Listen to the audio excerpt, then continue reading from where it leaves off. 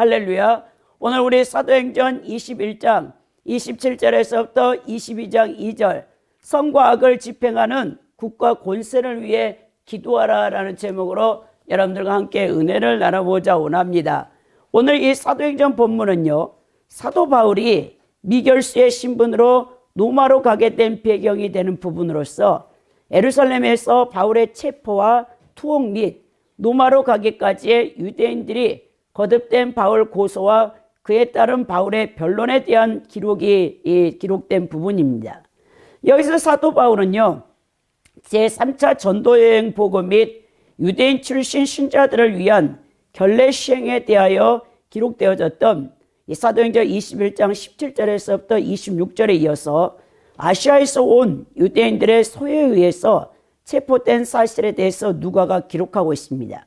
자, 바울 사도는 유대인 출신 신자들의 오해를 해소시켜 주기 위해서 예루살렘의 지도자들의 제안을 받아들여서 일주일을 기한으로 결례를 시행했습니다.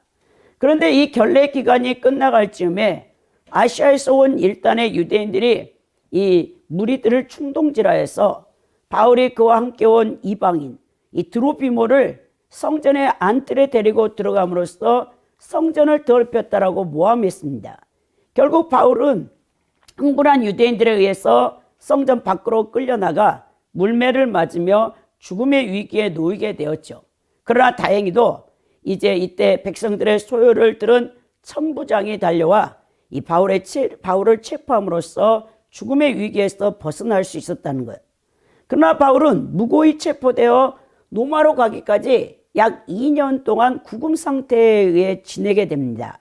이 기사는 바울 사도의 체포를 통해서 복음의 정당성을 전 교회를 대표하여 변증하는 기회가 되었다는 점과 그리고 바울이 제수의 신분으로 남아 당시 제국의 수도였던 로마로 가서 복음을 전할 수 있는 계기가 되었다는데 이제 굉장한 의의가 있는 것이죠. 자, 오히려 복음의 확장을 위한 이 하나님의 섭리로 말미암아 이런 일들이 일어났더라고 우리가 이해할 수 있습니다.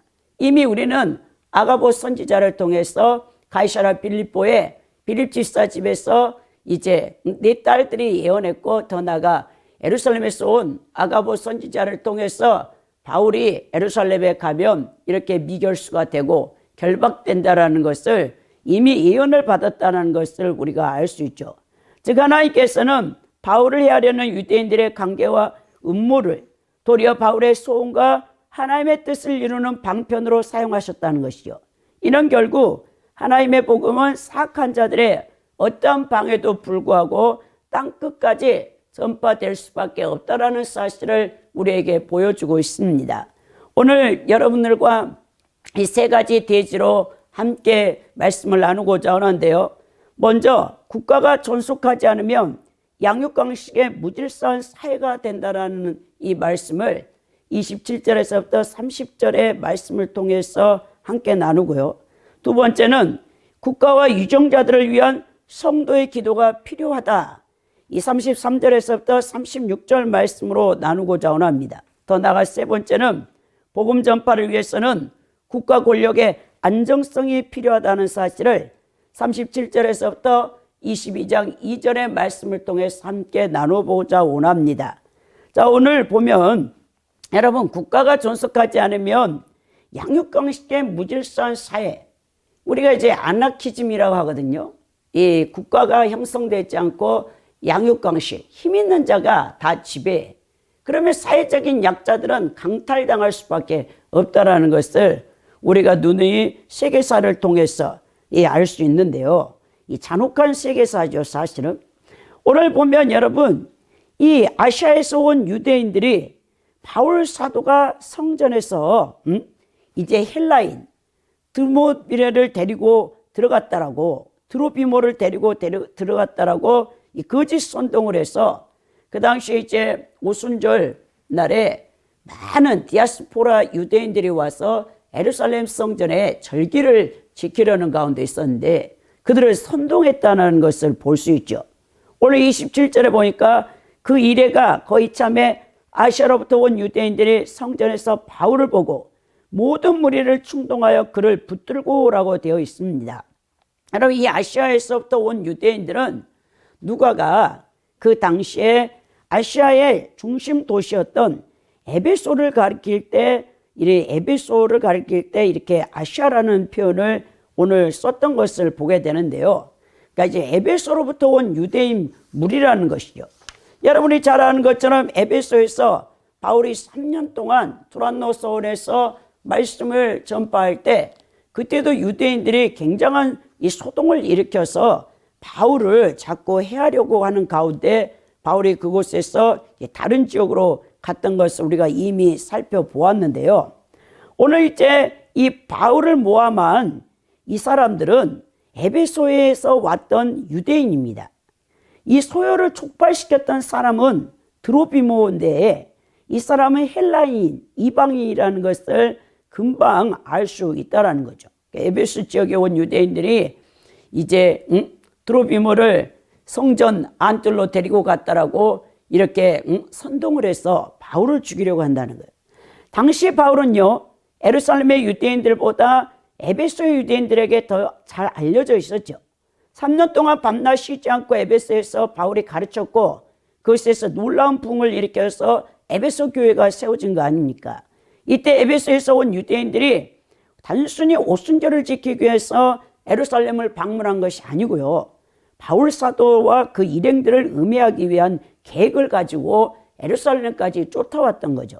그들은 이전에도 에베소에서 바울을 해치려다가 미수에 그친 경험이 있는 자들이죠. 사도행전 19장에 23절에서부터 41절에 기록되어 있는데, 이곳 예루살렘 성전에서 바울을 죽이려는 제2의 기회를 맞고 있는 거예요. 에베소 유대인들에게 바울 사도가 발견된 장소는 성소의 내부가 아니라 성소의 바깥들입니다. 이 바깥들은 이방인의 뜰이라고 해서 여러분, 이제 이 성소 안에는 제사장 외에는 들어갈 수가 없어요. 굉장히 여러분, 이 유대교는요, 이 성전 중심의 이 종교라서 특별히 이 성전은 이 성소와 지성소로 나눠져 있습니다. 성소는요, 이제 제사장들이 그 등불과 그리고 분향단, 이제 그 향을 피우기 위해서 이 그때 들어가고, 지성소는 이제 7월 10일 용키프데이라고 해서 여러분 대속죄일에만 딱 한 번 대제사장이 그 화려한 에봇, 그 제사장의 옷을 다 벗고 세마포를 입고 이제 송아지 피와 염소의 피를 가지고 들어가서 속죄소에 7번 그 앞에 피를 뿌리고 그 다음에 그 피를 속죄소 뚜껑에 붓는 것을 우리가 성막을 통해서 함께 나눈 적이 있는데요. 바로 이 예루살렘 이 성전에도 성소와 지성소로 구분되어 있는 거예요. 그리고 특히 성전의 이 뜰에는 번제단이 있고, 더 나아가 더 밖에 이방인의 뜰이라고 해서 이방인들은 절대로 이 지성소나 이 성소 안에 들어갈 수가 없습니다.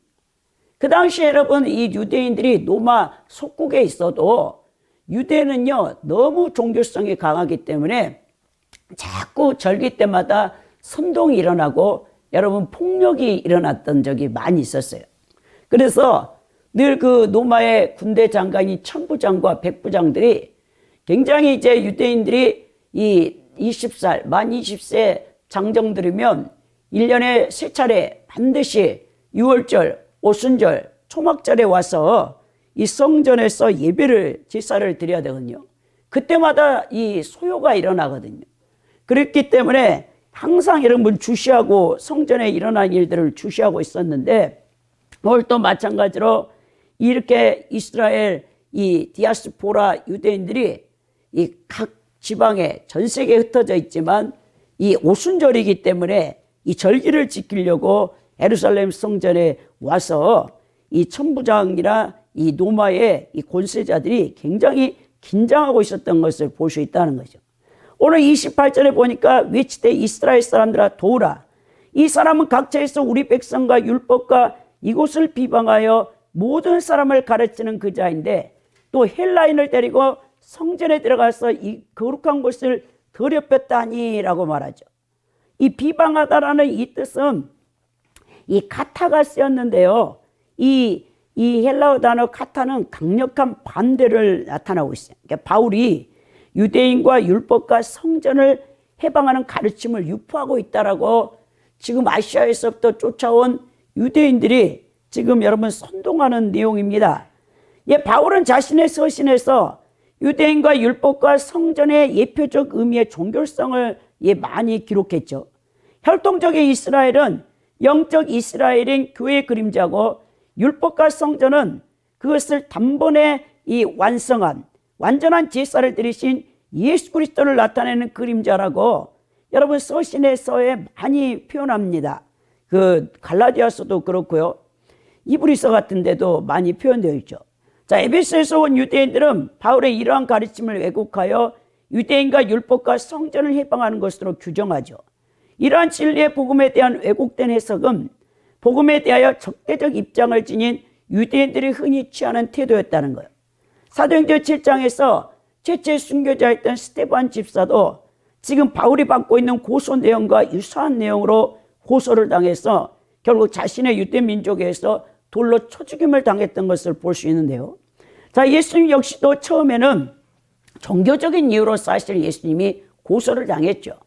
유대 종교 지도자들이 나사렛 예수라는 사람이 다 율법을 어기는 것 같아.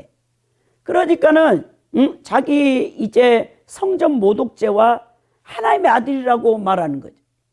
유대인은 신학이 지금 점진적인 계시에 의해서 유대 신학이 지금 유일신론, 그러니까 성부 하나님 한 분만을 그들은 섬긴다고 생각하지 삼위일체 하나님을 모르는 거예요. 그런 가운데 여러분 유대 신학자들이나 종교 랍비들이나 이 많은 바리새인들이 봤을 때 예수님이 자신이 하나님의 아들이라고 여러분 말을 하니까 이거는 완전한 신성 모독죄거든요. 사형에 해당합니다. 그래서 예수님을 사실 유대 종교로 봤을 때 이단의 개수죠. 그래서 로마 제국의 최고 제수에게 내려지는 십자가형을 당하게 만들었는데요. 나중에 여러분 자신들이 지금 로마의 속국이기 때문에 그 팔레스틴 땅에 로마의 총독 빌라도가 와 있었거든요.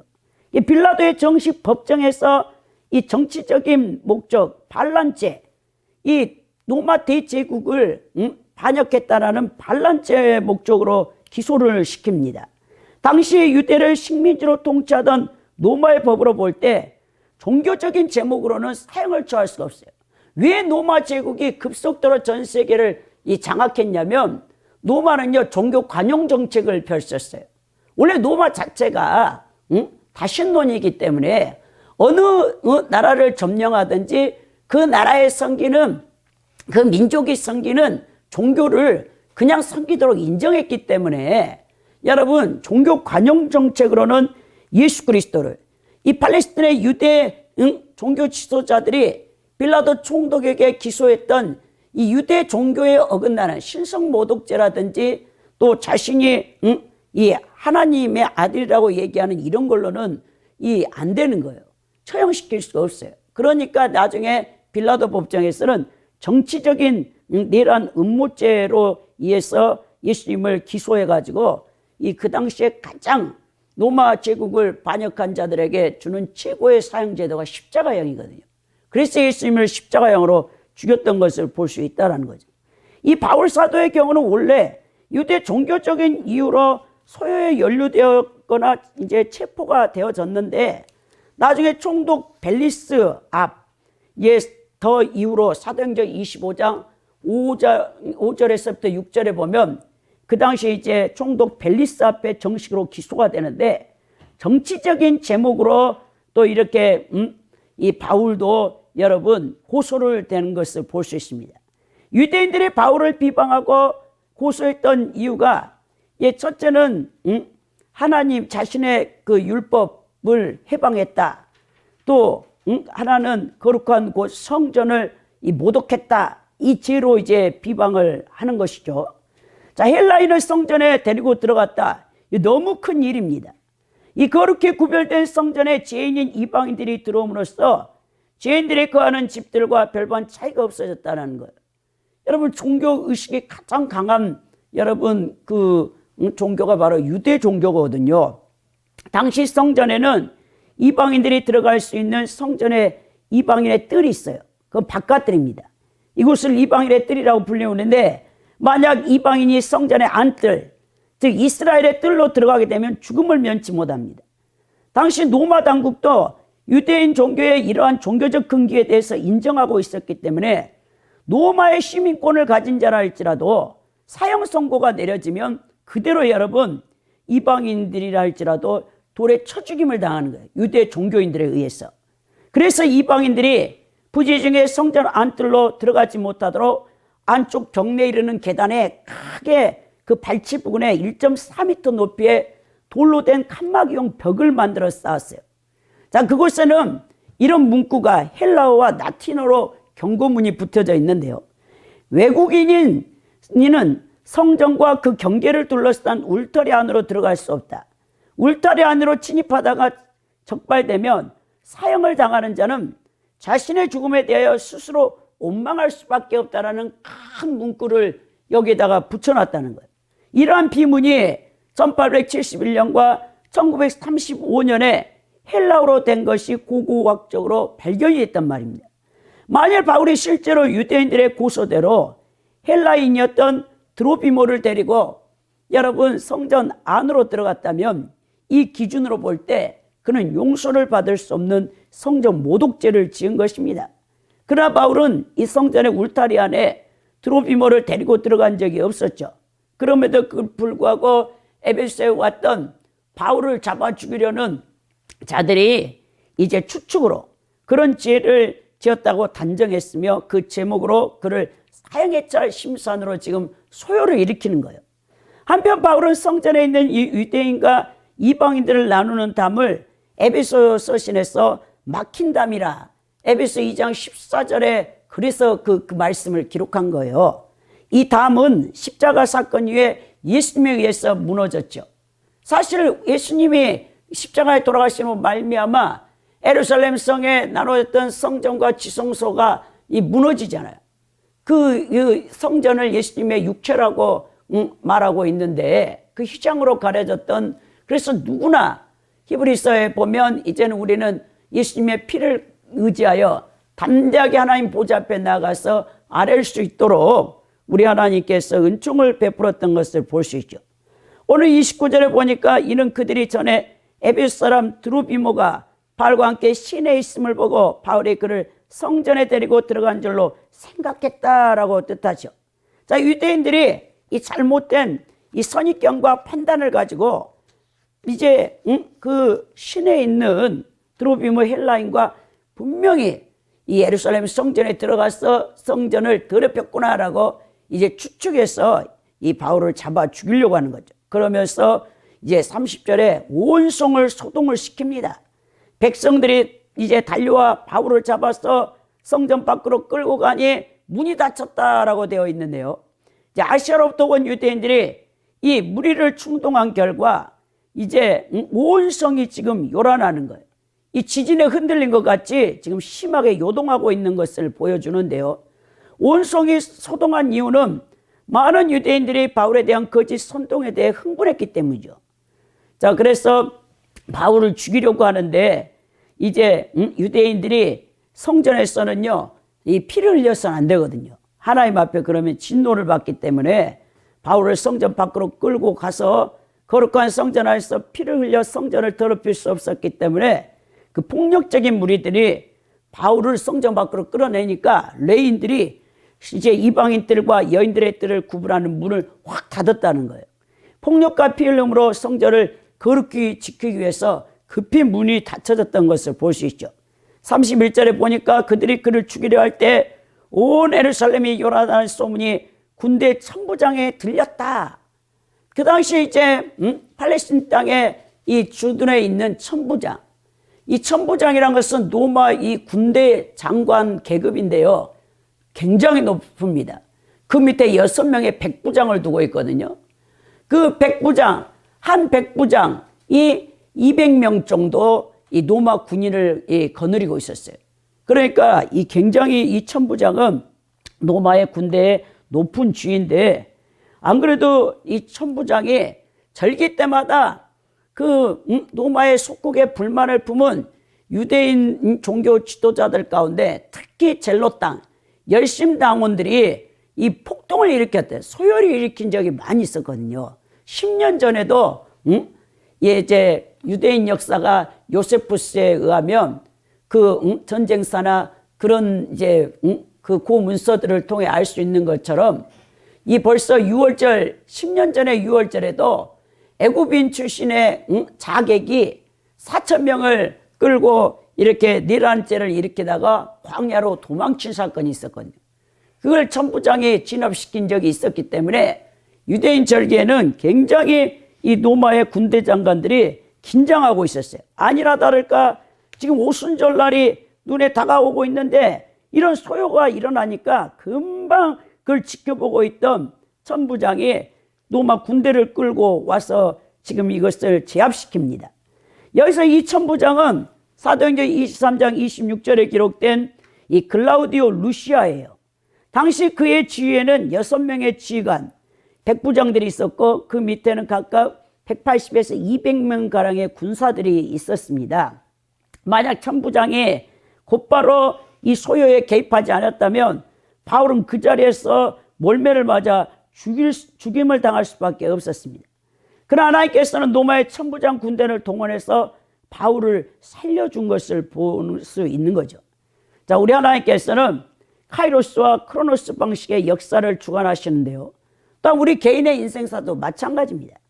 초자연적인 기적을 베푸실 수도 있고 자연 은총 범위에서 우리 성도를 지키시고 보호할 수도 있어요. 아직 바울은 사명이 다하지 못했기 때문에 죽어서는 안 되기 때문에 우리 하나님께서 그가 사명을 완수할 때까지 생명을 보존하기 위해서 하나님의 일반 은총인 세속의 군대 장관을 통해서 바울을 보호했던 것을 볼 수 있다는 거죠. 오늘 그가 급히 32절에 군인들과 백부장을 거느리고 달려가서라고 이제 이 천부장이 군인들이 보고 바울 치기를 그쳤다라고 돼 있어요. 유대에 이제 소요를 일으킨 자들이 유대 민족들이 여러분 이 천부장이 이제 오니까 얼른 소동을 이제 그친 것을 볼 수 있다라는 것이죠. 이 천부장의 출동이 조금만 늦었어도 바울은 목숨을 부지하기 어렵다는 겁니다. 여기서 우리가 깨닫는 건 뭐냐? 우리가 국가 정부를 이 귀하게 여겨야 된다는 거예요. 우리가 교회 역사 가운데 국가 정부를 부인했던 제3세력파가 있었거든요. 16세기에 루터와 또 스위스 제네바의 칼빈과 종교개혁가들, 그 중에 이제 또 찰스 이제 민츠라는 사람이 있었는데 그 여러분 그 사람이 제3세력파예요. 이 종교개혁가들과 함께 다 로마 가톨릭을 대항해서 종교개혁을 함께했던 지도자들인데 그들이 국가관에 대한 이 차이로 인해서 결국 이 제1세력파가 무정부주의거든요. 이 무정부주의라는 것은 무엇입니까? 엄밀히 말해서 정부를 인정하지 않는다는 거예요. 이 무정부가 헬라어 아나르키아, 이 지도자가 없는 상태라는 것을 뜻하는데 이 아나키즘의 원뜻대로 지도자가 없으면 혼란과 분열의 무정부 상태가 되고 맙니다. 그러므로 이 아나키스트들 있잖아요. 정부와 제도의 존재를 인정하지 않는 자들, 이 사람들은요 인간의 개인 절대 자유를 외치지만 유정자의 통치를 인정하지 않기 때문에 결국 무정부주의로 귀결이 되는데 교회 역사 속에서 종교개혁 당시에 아나베프시트들, 그러니까 제3세력파들, 그 당시에 종교개혁가들도 루터나 여러분 칼빈 같은 사람이 다 사제들이었어요. 그들은 오늘날 말하는 개신교 목사들이 아닙니다, 여러분. 이 로마 가톨릭 거기서 공부를 했고 이제 루터는 독일의 사제였고 도미니크 수도에서 공부를 했고 더 나아가서 칼빈은 프랑스의 사제입니다. 신부란 말입니다. 그들은 여러분 지금 중간기에 있어요. 로마 가톨릭에서 개혁 종교로 이제 하는데 로마 가톨릭은 교황이 그 무호한 거예요. 성경보다 더 높은 권위를 갖는 겁니다. 교황 말 한마디면 죽고 사는 권세가 교황께 있는 거죠. 그런 것을 대항해서 종교개혁가들이 오직 성경, 오직 믿음으로, 오직 은혜. 그래서 이제 여러분 종교개혁을 일으켰는데 이들이 이제 문제가 국가 간의 차이가 있었어요. 그래서 이제 토마스 민치 같은 사람이 이 제세례파거든요. 그들은 다 유아 세례를 인정합니다. 사실 루터나 칼빈이라. 근데 제세례파들은 이 여러분 유아 세례를 인정하잖아. 왜? 유아가 태어난 지 8일 만에 구약에서는 이제 유대인들은 할례를 받잖아요. 동일하게 신약에서도 이제 그들이 유아 세례를 다 인정했어요. 신약의 우리 말씀을 보면. 근데 교회 썰을 통해 보면 이 아이가 자신의 자유의지로 예수 그리스도를 선택해서 믿기로 여러분 그 동의한 적이 없는데 부모의 그 신앙의 믿음을 가지고 아이에게 유아를 준다면 유아 세례를 준단 말이에요. 그럼 로마 가톨릭에서는 세례가 곧 구원이잖아요. 그러니까 죽을 때까지 이 아이가 나중에 이제 견진성사를 통해서 이제 14살 정도 되면 그때 이제 다시 한번 확고하게 예수 그리스도가 구원자라는 것을 가르치는 견진성사를 받으면 이 죽을 때까지 종부성사까지 이제 끝을 내면서 이 로마 가톨릭은 이제 무덤에서부터 요란까지 그 교회 안에 구속을 시키는 거죠. 근데 여러분 이 제세례파가 생각할 때 유아 세례는 안 된다. 최소한도 이성이 발동하여서 만 14세 이상 되어져서 자기가 예수 그리스도를 자유의지로 인간 자유의지로 내가 구원자로 받아들이든지 아니면 거부하든지 그래서 그 성인 여러분 세례만을 인정하는 것이 제세례파거든요. 다시 세례를 받아야 된다. 이 아나베스트들 제세례파는 국가를 인정하지 않았습니다. 그들은 하나님 한 분의 통치를 받으며 신앙의 공동체를 형성하고자 했다는 거예요. 그러나 로마 가톨릭 교회나 개혁 교회로부터 박해를 받아 수많은 그 아나베스트들이 화형을 당하며 또 물에 수장을 당하는 처참하게 죽임을 당해야 했다는 거예요. 같이 종교개혁을 했는데 오늘날도 여러분 국가가 없이 전 세계 난민으로 떠돌아다니는 소수민족이 얼마나 많습니까? 100만 명, 200만 명 갖고는요 국가를 여러분 세울 수가 없어요. 동유럽의 집시들이라든지 여러 민족들이 전쟁으로 국가를 잃어버리고 비참한 삶을 살다가 떠돌이 죽음이 위험에 처해 있는 보트피플들 난민들이 많아요. 그들은 배를 타고 항해를 하지만 다른 나라에서 그들을 여러분 받아주지 않는다는 거예요. 이 난민들. 그래서 난민 정책이 심각하다고 전 세계 유엔국에서 그걸 막 제시하고 있는데 난민을 받아주지 않으면 그들은 국가 없이 보호를 받을 수가 없잖아요. 그 바다에서 떠돌다가 배를 타고 다니다가 어느 해적을 만나 인신 노예가 되든지 매매를 당하든지 아니면 거기서 굶어 죽든지 할 거 아닙니까? 이처럼 여러분 우리 크리스천들이 국가 정부를 부인하면 안 된다는 겁니다. 오늘 더 나아가서 여러분 국가 위정자들을 우리가 이 성도들이라면 반드시 기도를 해야 된다는 것을 여러분들에게 말씀하고 싶은데요. 오늘 33절에 보면 이에 천부장이 가까이 가서 바울을 잡아 두 쇠사슬로 결박하라 명하고 그가 누구이며 그가 무슨 일을 했는가라고 이제 물어보는 것이죠. 자, 그가 무슨 일을 했는가라는 것은요, 이 소돔과 폭행 사건의 진상을 규명하기 위한 조사 차원에서 지금 이 물어보는 것을 볼 수 있죠. 왜냐, 전에 6월절 10년 전에 6월절 절기에 4,000명을 끌고 와서 자객의 난을 일으켰던, 그래서 이제 로마의 여러분 이 앞잡이들, 유대인 가운데서 앞잡이 있잖아요. 그들을 죽인다든지 아니면 로마 정부의 이 관할에 있는 이 지도자들을 죽이는 일이 있었기 때문에 이 난동이 굉장히 무서운 거죠. 그래서 무슨 일을 했는가라고 묻죠. 그러면 34절에 무리 가운데 어떤 일이 이런 말로 어떤 일은 저린 말로 소리치거늘 천부장이 소동으로 말미암아 진상으로 앞서서 그를 영내로 데려가게 했다라고 합니다. 막 이쪽에서 악을 쓰고 저쪽에서 악을 써요. 에베소에 온 유대인 무리들에게 선동질을 당해갖고 왜 거기에 유대 그 민족들이 바울을 잡아 죽이려고 했는지 각자가 몰라. 그러니까 여러분 이 대중 심리가 이렇게 무섭다라는 거죠. 그러니까 어떤 사람들에게 선동을 당해 미혹을 받아. 그러면요 옳고 그른 정의의 논리를 따지지 않고 그 무리의 분위기에 휩쓸려 가지고 막 여러분 소리를 치고 죽이라고 하는 거예요. 한 사람을 마녀 사냥하는 것은 순식간이라는 것입니다. 여러분 그 중국의 모태통의 홍위병들, 중국 모태통의 아이들이라 해서 홍위병들 14살에서 18살짜리들을 여러분 그 국가에서 이 사춘기 이 아이들은 이 혼동의 세계예요. 뭐가 옳고 그른지를 잘 모르는 애들을 모태통이가 자기의 그 아이들로 이 사상교육을 시킨 거죠.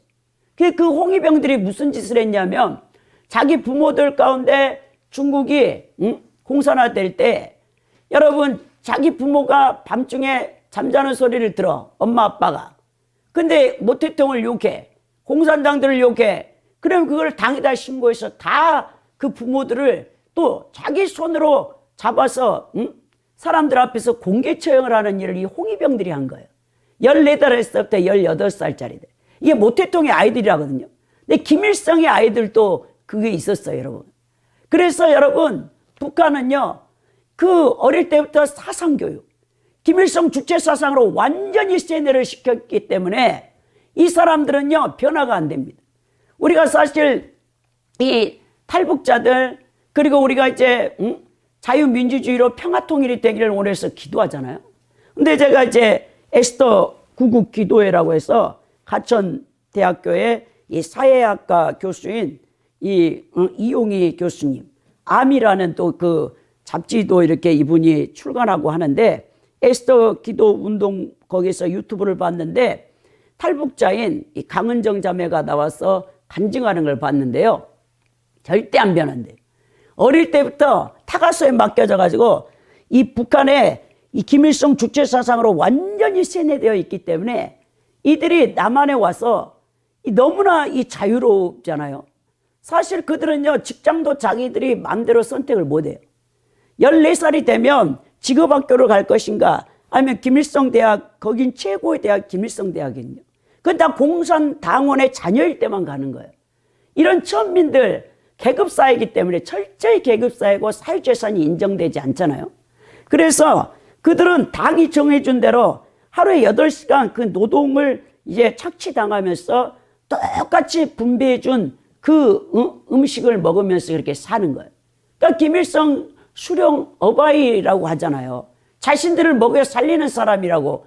그 강은정 탈북자인 40살이 넘었는데 우리 23살에 탈북해서 와가지고 지금 유튜브 40만 명인가 뭐 80만 명 정도 하는 그 탈북인 그 여성 자매인데 신실한 기독교인데 그 자매 간증을 들었거든요.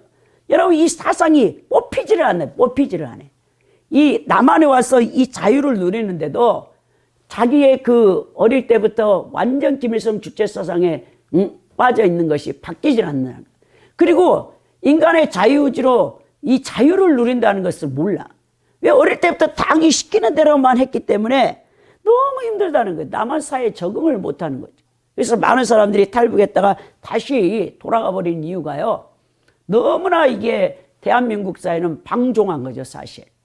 야, 내 마음대로 할 수 있다라고 하기 때문에 그게 자신한테는 너무나 고통스러웠다는 말을 하더라고요. 근데 우리가 보십시오. 그만큼 여러분 이 세뇌당하는 이 사상의 영이 무서운데 오늘 그 선동질을 당하는 거죠. 그래서 이 사람들이 왜 우리가 이렇게 소리를 지르고 이 바울을 죽이려 하는지 천부장이 물었을 때 자세히 말한 사람이 하나도 없는 거예요. 그러면서 35절 안 되겠다.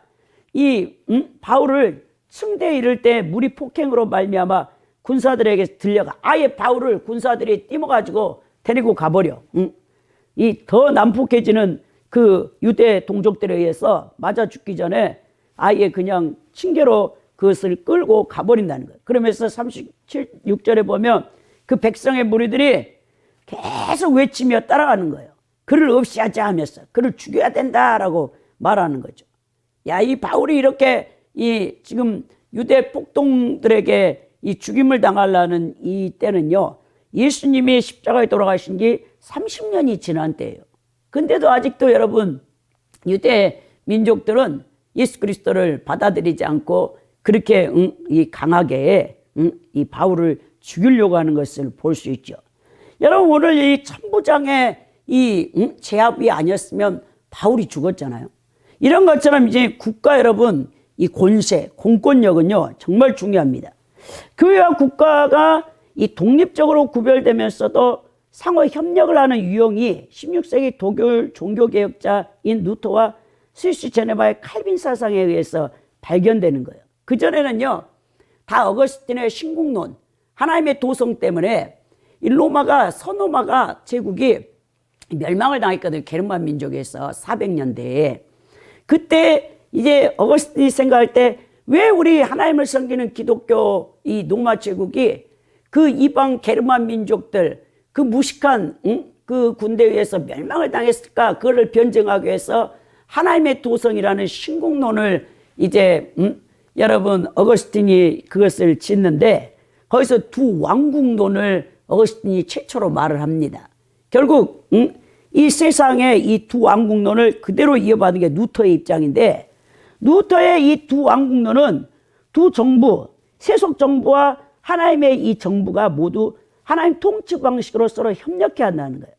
자, 교회는 영적 정부로서 내적이고 비가시적으로 구원 사역을 위해서 하나님께서 말씀과 성령을 통해 통치하시는 영적 질서에 속하는 정부고요. 세속 정부는 하나님이 제정하신 것으로서 세상에서 일어나는 죄를 처벌하고 외적인 평화를 유지하고 인간이 지상에 사는 동안 필요한 것들을 제공하기 위해서 제정한 정부라고 여러분 정의했습니다. 이런 의미에서 그리스도인들은 하나님이 제정하신 세속 권위를 인정해야 하며 세속 정부를 돕거나 공직을 맡을 수 있다라고 여러분 어거스틴의 그 신국론의 사상에 의해서 루터나 칼빈이 다 동일하게 이렇게 두 정부론을 주장했던 것을 볼 수 있다는 거예요. 그러니까 칼빈은 세속 정부가 하나님으로부터 기원한다 했고 합법적 정부에 복종하는 것은 모든 시민의 의무라고 했습니다. 이에 저항하는 것은 하나님의 명령을 무효화하는 것이라 했고요. 우리는 이 악한 통치자에게도 복종하고 그를 위해서 기도해야 되며 하나님이 그를 심판하실 때까지 인내와 겸손으로 참아야 한다겠습니다. 오직 한 경우에만 불복종하는데요. 그 불복종할 수 있는 그 이유는 세속 통치자가 우리에게 하나님의 뜻과 우리의 양심에 거스는 일을 하도록 명령할 때는 거부해야 된다는 거예요. 그때는 사람보다 하나님을 순종하는 것이 마땅하다라고 말했는데, 칼빈은 당시 교권과 세속권이 로마 가톨릭 교회 수장인 교황 안에 놓여져 있음을 직시하고 타락한 교권을 하나님 말씀 권위에 복종시켜 바른 교회론을 정립하기 위해서 종교개혁의 선두주자가 되었던 것을 볼 수 있는데요. 자, 크리스천들이 국가의 유정자들에게 복종하고 순종하여 질서를 유지하는 이유를 사도들도 신약 성경 여러 서신에 명시하는데요. 그러나 크리스천들이 무조건 유정자들에게 복종해야 하는 것은 아닙니다. 바울 사도가 로마서 13장 1절에 위에 있는 권세들에게 복종하라라고 권면했는데, 이들은 유정자들이 선한 일과 악한 일을 판단하고 처리하는 하나님의 사역자고 하나님의 일꾼의 역할을 전제로 하고 있다는 거죠. 그리고 디모데전서 2장 1절에서 2절에도 임금들과 높은 지위에 있는 모든 사람을 위하여 기도하라고 권면했는데, 기독교인들이 신앙생활하기 안정된 환경, 곧 고유하고 평안한 생활을 위해서 이렇게 지시합니다.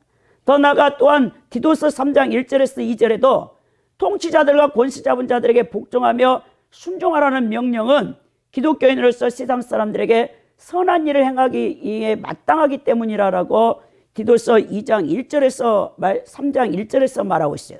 또 베드로 사도도 베드로전서 2장 13절에서 14절에 인간의 모든 제도에 순종하라는 것은 유정자들이 하나님을 대신하여 선행을 포상하고 악행을 징벌하는 역할을 전제하며 결국 그것은 하나님을 위한 것이라는 것입니다.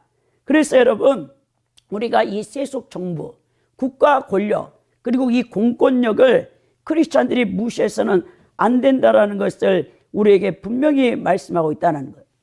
AD 2세기 초대 교회의 기독교인들은 로마 정부가 정한 법에 따라 우상에게 제사하지 않고 거부하다가 박해받고 순교를 당했죠. 로마 황제들은 자신을 신의 자리까지 높여 모든 사람에게 숭배를 받고자 했습니다. 그러니까 초대 기독교인들에게 이 키리오스라는 것은 오직 한 분이신 예수 그리스도였기에 기독교인들은 기꺼이 자신들의 목숨을 로마의 법 앞에 놓았다는 거예요. 그래서 우리가 바울 사도가 권면한 것처럼 그러므로 내가 첫째 고난은 이 모든 사람을 위하여 간구하되 기도와 도구와 감사를 하되 임금들과 높은 지위에 있는 모든 사람을 위하하라. 이는 우리가 모든 경건과 단정함으로 고요하고 평안한 생활을 하려 함이라라고 디모데전서 2장 1절에서 2절에 이 바른 양심과 선한 마음과 정직하고 진실한 유정자들이 세워지기 위해서 기도해야 된다라고 말씀한다는 거예요. 그러니까 우리가 이 대한민국의 이 국가 권세를 잡고 있는 위정자들 또 그리고 공권력을 행사할 수 있는 위치에 있는 자들을 위해서 끊임없이 성도들은 기도를 해야 된다는 것입니다. 그 이유가 뭐냐? 복음 전파를 위해서 국가 권력의 안정성이 필요하기 때문인데요. 오늘 37절에 보면 바울을 데리고 영내로 들어가려 할 그때에 바울이 천부장에 이르되 내가 당신에게 말할 수 있느냐? 이래 내가 헬라 말을 아느냐라고 깜짝 놀라는 거예요. 아니 바울이 유대인인데 헬라 말을 능통하게 하는 거예요. 그러면서 내가 당신에게 말할 수 있는가라고 이제 말을 하는 것이죠. 자, 아시아에서 온 유대인들의 충동으로 인해 예루살렘 성 안에 큰 소요가 일어나고 바울은 군중들로부터 집단 폭행을 당하는 위기 상황에 긴급 출동한 천부장에 의해서 가까스로 지금 목숨을 구했죠. 바울이 로마 군대에 의하여 결박된 후에도 군중들은 중구난방 떠들어댔으며 결국 현장에서 진상 파악을 포기한 천부장이 바울을 성문 안으로 옮기라고 할 때까지 군중들은 바울을 죽이라고 권면을 소리쳤죠. 그러나 바울은 정중하게 천부장에게 자신이 말할 바람권을 달라고 말합니다. 이 바울이 큰 혼란과 급박스러운 상황 가운데서도 이처럼 평정을 잃지 않고 정중하게 자신의 요구를 표할 수 있었던 것은요, 자, 담대한 신앙, 성령 충만했기 때문에 이게 가능하다는 것이죠. 그 천부장이 헬라 말로 하니까 깜짝 놀라는 거예요. 그러면서 내가 헬라 말을 아느냐라고 말합니다. 이것은요, 내가 어떻게 그렇게 헬라 말을 잘 구사할 수 있느냐라는 뜻인데요. 군중들에게 집단 폭행을 당하던 바울을 범법자로 생각했던 천부장이 뜻밖의 그가 헬라 말을 구사하는 그 능력에 깜짝 놀라서 되물어 보는 거예요. 그러면 38절에 그러면 내가 이전에 소요를 일으켜 자객 4,000명을 거느리고 광야로 가던 애굽인이 아니냐라고 묻죠. 벌써 여러분 이제 그 끊임없이 유대 민족은요 로마에게는요 힘든 민족이에요. 그냥 그들은요 이 유일신 사상을 갖고 있기 때문에 로마의 다신 종교를 또 이방인들을 계취급하고 굉장히 이 선민 사상, 자민족 우월주의가 강하기 때문에 너무 배타적이라는 거예요. 그래서 로마가 항상 주시하고 있는 민족이 유대 민족인데 자꾸 자객들을 통해서 절기 때만 되면 소요를 일으키는 거예요. 애국자인 이 젤로 땅의 이론들이 로마 관리들뿐만 아니라 로마의 우호적인 유대인들을 암살 시도를 많이 했거든요. 우리 대한제국 때 일제 식민지 앞잡이 노릇하며 친일파로서 부와 권력을 누리던 친일 세력을 암살했던 독립운동가들과 비슷한 사람들이 바로 이 젤로 땅 소속의 유대인들이었습니다. 이러한 자객들 중에 애국 출신의 한 유명한 사람이 있었는데요. AD 54년에 폭동을 일으켜 자신을 자칭 선지자 혹은 메시아로 부르면서 자신이 로마의 압제로부터 유대를 이제 구원해내는 구원자라고 유언비어하고 다녔거든요. 그 사람이 이미 로마인들에 의해 알려진 폭도였기 때문에 천부장은 바울을 이전에 난을 일으켜 4천 자객을 이끌고 광야로 갔던 자가 아니냐라고 이렇게 오해한 거예요. 자, 이 애굽인은 자신의 추종자들을 감난산으로 데리고 가서 그들에게 자신의 명령에 따라 예루살렘 성벽이 무너질 것이라고 말했고 또 로마의 압제로부터 벗어날 수 있을 것이라 말함으로써 많은 유대인들을 그때 미혹을 했습니다. 그러나 이때 총독 벨리스가 분견대를 감난산에 파견하여 그들을 진압하는 과정 가운데 많은 사람이 투옥되거나 거기서 처형을 당했었어요. 그러자 이 애굽인이 자객 4,000명을 거느리고 광야를 잠적했던 일이 있었기 때문에 오늘 총독 이제 천부장이 그렇게 묻는 거예요. 그러면서 39절에 바울이 이르되 나는 유대인이라 소읍이 아닌 길리기아 다소시의 시민이니 정컨대 백성에게 말하기를 허락하라라고 말하고 있는 것이죠. 아, 다소 출신이라니까 또 깜짝 놀라는 거예요.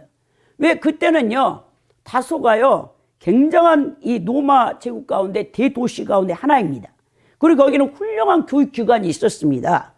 바울이 이처럼 로마 제국에서도 상당히 유명한 이 길리기아 다소 출신이라는 사실을 밝히면서 자신의 출신 성분이나 신분을 지금 여러분 말하고 있는 거예요. 당시 바울이 태어난 다소는 많은 사람들이 선망할 정도로 경제적으로 부유했고 교육 수준이 상당히 높았습니다. 따라서 다소 출신이라는 것은 교육을 받은 사람이라는 것을 간접적으로 바울이 얘기하고 있는 거죠. 자, 천부장은 이러한 바울의 자기소개를 듣고 흔쾌히 승낙하여 바울이 변론할 기회를 줍니다. 그러나 이때 바울은 자신이 로마의 시민권자라는 얘기는 하지 않습니다. 바울은 천부장의 예의를 갖추어 말하면서 단호하게 군중들에게 내 입장을 변호할 수 있게 해달라고 지금 요청하는 것이죠. 왜냐? 그 포악한 유대 군중들에게 복음을 전할 기회는 이때라고 생각한 것이죠. 그러면서 40절에 천부장이 허락하거늘 바울이 층대 위에 서서 백성에게 손짓하여 매우 조용한 후에 히브리 말로 하니라 라고 되어 있죠. 천부장이 조용히 하라 그러니까 격분하고 있는 무리를 향해서 손을 탁 드니까 자 조용해진 거죠. 이 소란스러운 군중에게 이제 조용하게 시킨 다음에 바울이 담대하게 복음을 증거하기 위해서 나섭니다. 지금 두들겨 맞아가지고 몸을 용신할 수도 없는데 이 성령이 충만한 바울이 그 군중 유대 무리에 딱 서서 이제 말을 하는 것입니다. 근데 우리가 보니까 이때 이 바울이 헬라 말을 했다고 하는데 그 당시에는요 헬라 말이 보다는 이 히브리 말보다는 아람어가 여러분 공용어였어요. 사실 그 당시에 아람어가 팔레스틴 유대인들의 일상 용어였습니다. 그리고 더 나아가 유프라테스 강을 넘어 파르티안 제국까지 포함해서 서아시아 헬라인을 제한 모든 사람들의 공용어가 아람어였는데 학자들은 이 히브리어가 아람어가 아니었나 이렇게 말하는 사람도 있어요. 딱 이제 이 바울이 층계에 서서 하는 말이 22장 1절에 보니까 부형들아 내가 지금 여러분 앞에 변명하는 말을 들으라 라고 말했죠. 이 변명하다라는 뜻은요 변호하다 방어하다라는 뜻을 갖고 있는 이 아폴로게오마이에서 유래해서 상대방의 맹렬한 공격으로부터 자신의 행위, 생명에 대한 방어를 의미합니다. 그러니까 바울은 자신의 정당함으로 적극적으로 변론하려고 하는 것이죠. 자, 바울은 단 한 번이라도 좋으니 내 말을 진지하게 들어보라라고 이제 이 충동되어진 유대인 무리들에게 선입관을 배제하고 내 말을 자세히 들어라라고 그들에게 이제 복음의 진리를 깨달을 수 있도록 그 안타까움을 호소하죠. 여러분 초대교회 때 발생한 이 영지주의자들은 헬라 철학에 근거하여 잘못된 이단 사상을 변호하기 위해서 2, 3세기에 변증 교부들이 굉장히 많이 나오기 시작하는데요. 이 최초의 순교자 저스틴이 또 이레니우스 같은 사람들의 속사도거든요. 이 교부들이 바로 이단들을 대항하기 위해서 신학적으로 변증서를 작성해서 초대교회 성도들에게 미혹받지 못하게 방어를 했던 것을 볼 수 있습니다. 또 바울의 여러 서신들, 옥중서신이나 목회서신, 교리서인 로마서나 갈라디아서나 또 여러분 공동서신인 이 이단들을 방어하기 위해서 이 서신을 보냈어요. 그래 해람을 시켰던 것을 볼 수 있는데요. 지금 21세기 포스트 모던 시대인 종말에 우리는 바른 신학이 얼마나 중요한가를 알아야 됩니다. 인간의 이 타락한 본성을 충족시키기 위해서 자기 만족에 대리자인 우상을 만들어요. 곧 자기가 만들어내는 신을 섬기면서 많은 이 기독교인이라는 사람들이 성경에 계시된 삼일체 하나님을 믿지 않습니다. 자기가 만든 우상이 우상. 자기의 타락한 옛사람을 만족시키기 위한 아이돌, 우상을 만들어가지고 그걸 하나님이라고 하는 거예요. 그것도 예수님이라고 하는 겁니다. 여러분, 내가 섬기고 있는 진짜 하나님이 성경에 계시된 삼일체 하나님인가?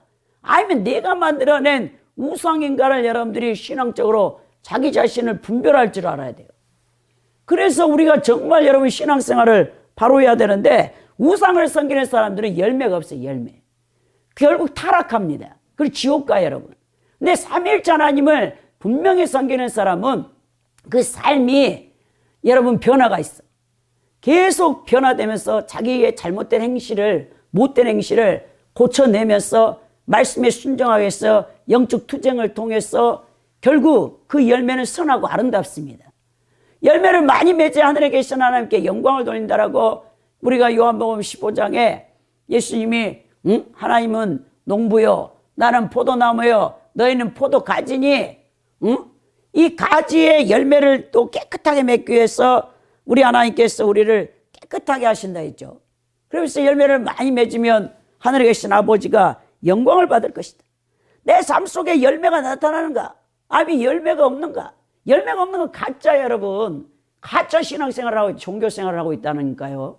여러분 정신을 똑바로 차려야 된다는 것입니다.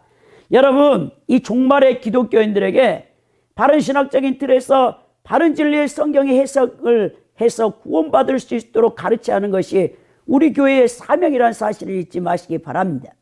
기독교를 바르게 변증하여 이단과 세상 배후에 있는 마귀에게 미혹되지 않도록 우리 자신부터 진리의 말씀으로 무장이 돼야 된다는 거예요. 모든 이단들이요 다 성경을 가지고 여러분 이 신자들을 기존 교회에 다니는 정통교회에 다니는 사람 다 유혹하고 미혹한다니까요.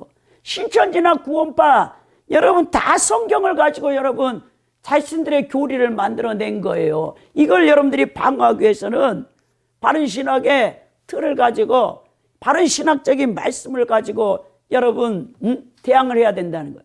제가 이제 조선일보의 앱을 봤더니 정유시몰인가 그 분이 여러분 선종하셨다죠. 이제 돌아가셨죠. 로마 카톨릭 사제였는데 신부였는데 우리는 김수환 추기경밖에 모르는데 이분이 여러분 그 6.25 전쟁 당시에 이북에서 피난을 온 거죠. 도망을 쳤다는 거. 그런데 정말 제가 어제 그분의 그 조선일보 앱을 통해서 이게 마음이 진짜 와닿더라고요. 뭘 말했냐면 카톨릭 이제 대학을 나오고 사제 서품을 받고 바로 6.25 전쟁이 터져가지고 이북에서 이제 이 남한으로 와야 되는데 가는 곳곳마다 이미 공산당들이 다 가로막아가지고 몇 번 붙잡혀서 죽일 뻔했는데 자기 사촌 공산당 앞잡이했던 사촌의 옷 공산 그 당원의 옷을 입고 도망을 쳤는데 가는 곳곳마다 막 죽임을 당할 일보 직전이에요. 길을 40리 80리 서해 해안가를 따라서만 이제 남한으로 오려고. 근데 이분이 그때 하나님 앞에 기도하기를 하나님 내가 이렇게 카톨릭 사제가 됐는데 신부가 됐는데 딱 10년만이라도 사제로서의 그 직분을 감당해 주십시오. 처음엔 그렇게 기도했대. 그러다가 점점 자기의 죽음이 눈앞에 다가왔을 때 1년만 제발 사제로서 나의 직분을 감당해라. 그러다가 더 공산주의들에 잡혀서 죽임을 당하려니까 한 달만 그러다가 이제 결국 그분이 단 하루만이라도 내가 신부로서 이 카톨릭 신자들을 돌볼 수 있는 단 하루의 기회만을 주시라고 그렇게 간절히 기도하고 그 목숨을 걸고 이 북한에서 이렇게 도망을 쳐가지고 이 부산에 이제 피난민으로 와갖고 야 그분이 그때 이제 우리나라가 힘드니까 기독교로도 많이 돌아왔지만 천주교로도 굉장히 많이 이제 이북에서 피난 왔던 사람들이 이제 왔나 봐. 그래서 이분이 이 카톨릭의 교리 교육이 엄청 강합니다, 여러분. 6개월을 반드시 교리 교육을 시켜요. 이분이 교리 교육을 6개월씩 학습 세례를 시켜가지고 한 해 동안 2,000명씩 이 세례를 줬다는 거예요. 영세를, 카톨릭 세례를. 그러면서 52년 동안 하나님 앞에 단 하루만 사제로서 내가 카톨릭 대학을 나와서 신부로 서품을 받았는데 단 하루만 하나님의 종으로 일하게 해달라 했는데 52년 동안을 그 수많은 카톨릭 신자들을 영세를 주고 그들을 돌봤고 결국 이제 우리 고 삼성 회장 이병철 회장님이 암에 걸렸는데 이제 죽기 전에 그 형 이병채 형님을 집에 가서 교리 공부를 6개월 시킬 때 이병철 회장이 교리 공부할 때 온 적이 있었대요. 그래서 그분이 24개의 자신의 궁금한 거 기업 회장이 궁금한 거 있잖아요. 왜 이 땅에는 하나님이 존재한다는데 전쟁이 끝이지 않고 왜 인간의 탐욕이 그렇게 많은가? 이런 것들을 쫙 썼는데 그분이 이 신부님이 내가 다 말할 수 없으니까 5, 6장으로 축약을 해가지고 이걸 이제 전하려고 했는데 급성암이셔가지고 그렇게 만나지도 못하고 다 작성해 놨는데 우리 고 이병철 회장님이 돌아가셨다고. 안타깝다. 근데 나중에 우리 토지 작가였던 박경리, 그분 원래 어머니가 철저한 불교 신자고 불교인이었는데 나중에 이분을 통해서 6개월 집에서 교리 교육을 받고 영세를 받고 이제 암이셨는데 그분은 이렇게 편안하게 잠이 들었다고 그 간증을 내가 있고요. 야, 정말 우리 이 개신교인들 너무 말씀이 없잖아요. 그리고 정말 우리는 교리가 실종됐어. 이 독트린 교리는요, 너무 중요합니다. 여러분, 신약의 모든 사도들의 이 서신에는요, 독트린으로 가득 차 있어요. 이 교유학, 교리거든요. 이 교리가 약해지면 우리 여러분들이 방어를 못해. 변증을 못한단 말입니다. 그래서 우리가 정말 우리 하나님께서 이 진리의 말씀을 방어하기 위해서는 여러분들이 이 교리로 그리고 이 변증을 할 수 있는 데까지 나가야, 그래서 준비가 돼야 누구를 만나든지 여러분들이 복음을 담대하게 증거할 수 있고 이단들조차도 하나님 앞으로 인도할 수 있다는 사실을 여러분 잊어서는 안 된다는 겁니다. 2절에 보면 그들이 그가 히브리 말로 말함을 듣고 더욱 조용한지라. 자, 이제 그가 얘기를 하기 시작하는 겁니다. 여기를 통해서 우리가 알 수 있는 게 뭡니까? 기독교 신앙은요, 국가의 기원을 하나님께서 인간들의 본성 가운데 심어주신 사회적 본능이라는 그 결과라고 생각을 한다는 거예요. 자, 국가가 성립하는 요소는 국민 영토 주권입니다. 사람과 그 사람이 사는 장소, 그리고 통치권이 있어야 비로소 국가라고 말하죠. 자, 국가는 정부를 갖추어야 비로소 성립될 수 있는 것입니다. 이러한 목적을 달성하기 위해서는 정부, 지도체제, 법원, 경찰, 군대 등의 통일된 체계가 마련이 되어야 한다는 거예요. 이 집단의 공동이익을 수호하고 공공복리를 달성하며 정의를 수행하기 위한 국가 형성의 과정은 역시 궁극적으로 하나님의 섭리 속에서 이루어진다는 것을 볼 수 있는데요. 자, 한 국가를 보존하고 유지하는 수장 역할을 하며 국민들의 생활권을 보장하는데 가장 중요한 컨트롤 타워는 정치 제도입니다. 기독교인들의 의식 속에는 하늘의 시민권을 가진 그리스도인의 정체성을 주장하면서도 자신들이 속해 있는 국가에 대한 책임과 정치에 대하여 무관심할 때가 너무 많아요. 아예 정치인들이 무질서함에서 식상화해서 무정부주의를 원하는 사람도 있는데요. 그러나 이 무정부주의, 그 국가의 존재를 부인하는 잘못된 사상이 자신들의 생명과 삶을 위태롭게 한다는 것을 이 세속 역사와 교회 역사 속에서도 계속 증명되어지고 있는 사실이라는 겁니다. 여러분, 그래서 우리는 정말 국가 지도자들을 위해서 기도를 많이 해야 됩니다. 복음이 전파되기 위해서도 여러분 국가가 안정이 돼야 되죠. 일제 36년 시대에 대한제국의 주권을 빼앗겨 1910년 한일 합병이 강제적으로 진행되었죠. 기독교가 일본의 천황을 신으로 섬기는 신사참배를 강행하게 되는데 이 장로교 제38자 총회에서 신사참배는 우상숭배가 아니라 살아있는 일본 천황에게 공경을 표하는 것이라는 잘못된 의견화를 확정하여 모든 교회들마다 주일날 예배 전에 동방요배를 하고 목사들은 일본 군대 옷을 입고 강단 위에 서서 설교를 했습니다. 또한 주일 오후에는 성도들을 일제 군대에 동원시켜 전쟁 물자 생산 무기를 만들겠다는 거예요. 그때 우리나라 삽살개가 몰살을 당했는데요. 우리나라 삽살개가요, 지금은 여러분 이제 문화재로 지정되어 있죠. 일본군 전쟁 방한용으로 삽살개의 털이 사용되었어요. 이 신발을 만들고 방한 옷을, 추우니까 겨울에. 그래서 우리나라에 이제 모든 삽살개가 그때 죽임을 당했고 모든 녹그릇, 노숟가락, 젓가락, 땔감, 대한민국 삼천리 반도 강산이 벌거숭이가 되었습니다. 일제 식민지 시대에 이 공교육을 받는 자들, 초등학교, 국민학교라고 했죠. 중학교, 일정을 세운 공교육을 받는 학생들은 반드시 지역마다 세워놓은 신사에 가서 이 절을 해야 돼요. 그게 여러분 천황 숭배, 일본의 천황을 신이라 했거든요. 이것은요 로마의 이 열 황제들이 자신이 키리오스다, 자기가 신이란 거하고 똑같은 겁니다. 여러분, 이 기독교인들의 신앙생활을 안정되게 하기 위해서는요 국가의 안보, 이 안정성이 중요하다는 거예요. 국가가 무질서하고 국가 공권력이 약한 나라일 때 종교의 자유가 보장되기 어렵습니다. 그래서 우리는 공권력을 위한 성도의 기도는 중단이 없이 계속돼야 된다는 것입니다.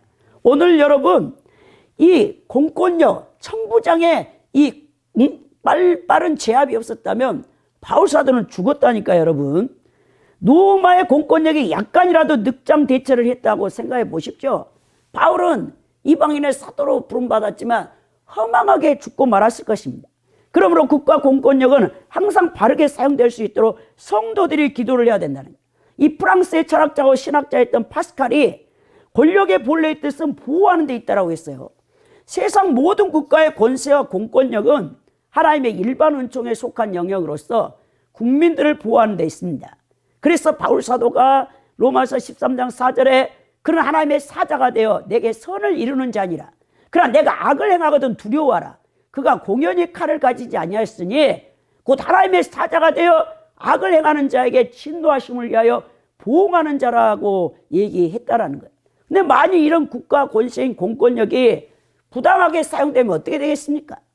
독일의 히틀러 같은 자가 총통이 되어 자신의 이 아리안족, 자민족 우월주의에 빠져서 유대민족 600만 명을 아우슈비츠 수용소에서 죽였죠. 학살을 합니다. 또 유럽 나라들을 식민지하려고 제1차, 2차 세계대전을 일으켜 전쟁 주범자가 되어졌죠. 우리 대한민국도 보십시오. 군부 독재 시대에 여러분 민주화 투쟁을 위해서 수많은 대학생들과 깨어있는 지식인들이 희생을 당했던 것을 볼 수 있죠. 우리 성도들은요, 이 국가 권력의 공권력이 하나님 헌법에 맞게 사용되고 있는지 항상 기도하고 깨어있어야 된다는 거예요. 국가 권력자들과 공무원들과 경찰들은 오늘 로마의 천부장이 유대민족의 소유와 폭력을 재빠르게 진압하여 바울과 그 일행들이 체행당하는 것을 막았던 것처럼 선량한 국민의 기본 친권을 침해를 보호하고 악인이나 불의한 자들, 범죄자들의 악행을 막는 데 사용되어야 된다는 것이죠. 사랑하는 성도 여러분, 이 땅에 있는 모든 국가 권세자들의 공권력은 하나님께서 질서를 위해 세운 것임에도 불구하고 완전한 정의를 실현할 수는 없습니다. 바로 지약으로 물든 타락한 인간이 권력자이기 때문이죠. 그렇다고 우리 기독교인이 무조건 세상 권력이 싫다고 무정부주의로 서로하며 산속에서 자연인이 되어 산다고 이것이 해결되겠습니까? 노숙자들이나 자연인들도요, 국가 권력이 작용하고 있기 때문에 경찰관들이나 군인들이 국가와 국민들의 생명권이나 인권을 보호하기 위해 공권력을 가지고 질서를 유지하기 때문에 그들도 자유롭게 대한민국 어느 곳에서나 안전하게 살 수 있다는 사실을 잊어서는 안 된다는 거예요. 그러므로 우리 성도들은 국가 권세자들이 올바른 공권력을 사용하여 대한민국 국민들의 기본권에 침해당하지 않고 자유민주주의 나라에서 인권이 중시받으며 평화롭게 살 수 있도록, 또 기독교인들이 종교 자유를 인정하는 대한민국에서 하나님을 마음껏 섬길 수 있도록 여러분들이 기도를 해야 된다는 것입니다. 이 북한의 김정은 공산 무신론 독재 체제 아래 신음하고 있는 우리 북한의 2200만의 민족들의 자유를 놓고도 우리가 끊임없이 기도를 해야 된다는 것입니다. 지금 탈북민들이요, 중국으로 도망왔지만 중국에서 다시 북한으로 보내서 수많은 자들이 처형을 당하고 있다는 사실을 여러분 아십니까? 우리 크리스찬들이 그것을 놓고 기도해야 된다는 것을 잊어서는 안 된다는 것. 오늘 끝맺는 말로 바울 사도가 아시아로부터 온 유대인들의 선동으로 성전 모독죄와 율법을 어긴 죄로 폭력을 당하여 죽기 일보 직전에 로마 천부장의 빠른 진압으로 후사 일생된 사건을 우리가 함께 살펴보았습니다. 우리는 이 사건을 통해서 국가 권세의 중요성을 다시 한번 깨닫게 되어집니다. 국가가 존속하지 않으면 양육강식의 무질서한 사회가 되어버립니다. 힘 있는 자가 다 빼앗고 다 차지하는 거예요. 그래 힘없는 자들은 다 노예밖에 될 수 없는 것입니다. 국가 위정자들을 위해 성도들은 끊임없이 기도해야 되고요. 복음 전파를 위해서 국가 권력의 안정성이 필요하다는 사실을 아시고, 여러분들이 우리가 크리스찬이지만 우리가 하늘의 시민권을 가졌지만 또 이 땅의 한 나라의 국민으로 우리가 이 존속한다는 사실을 잊지 마시고 우리가 정말 이 국가 권세자들이 잘 그 공권력을 사용할 수 있도록 여러분들이 기도하는 복된 자들이 될 수 있기를 예수 그리스도 이름으로 축원드립니다.